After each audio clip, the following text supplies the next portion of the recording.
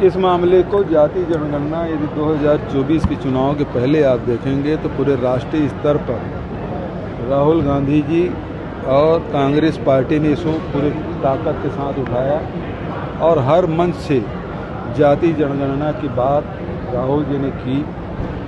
उसका कारण यही है कि आज जो समस्याएं हैं, आम जनता की समस्याएं हैं, उसका हल जाति जनगणना में दिखाई देता है। इसकी कितनी जनसंख्या है वो भी पता चलेगा, उससे ये भी पता चलेगा कि उसकी आर्थिक स्थिति क्या है, उसकी सामाजिक स्थिति क्या है, राजनीति में उसकी भागीदारी कितनी है।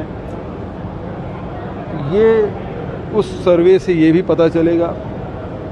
दूसरा महत्वपूर्ण बात ये है कि राहुल जी ने ये भी कहा कि 50% की जो सीलिंग लगा के रखे आर्टिफिशियल, उसको ख़त्म करना है।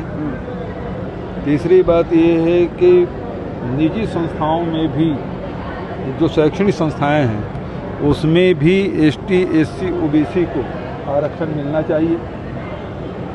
और जो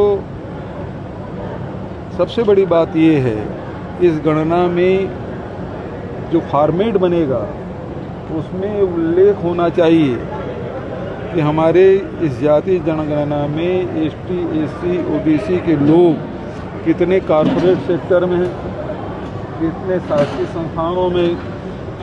केवल तृतीय चतुर्थ श्रेणी की बात नहीं कर रहा हूँ मैं। आप यदि गीगा वर्कर को देखें, मजदूर को देखेंगे तो ST SC OBC मिल जाएंगे, लेकिन कितने कलेक्टर हैं, कितने IAS हैं, कितने IPS हैं, कितने जो नीति निर्धारक पद हैं उसमें ST SC OBC के कितने लोग हैं, ये भी उस फॉर्मेट में होना चाहिए। और सबसे बड़ी बात ये है कि इसको शुरू कब से कर रहे हैं, इसको लागू कब से कर रहे हैं। जो मोदी जी ये कहते थे हिंदुस्तान में केवल 4 जातियां हैं, आज राहुल जी के अभियान चलाने के कारण से उसे झुकना पड़ा और उस बात को स्वीकार करना पड़ा और सरकार उसे जाति जनगणना के लिए तैयार हुई। लेकिन कैबिनेट के इस फैसले भर से काम नहीं चलेगा, धरातल में कब उतरेगा।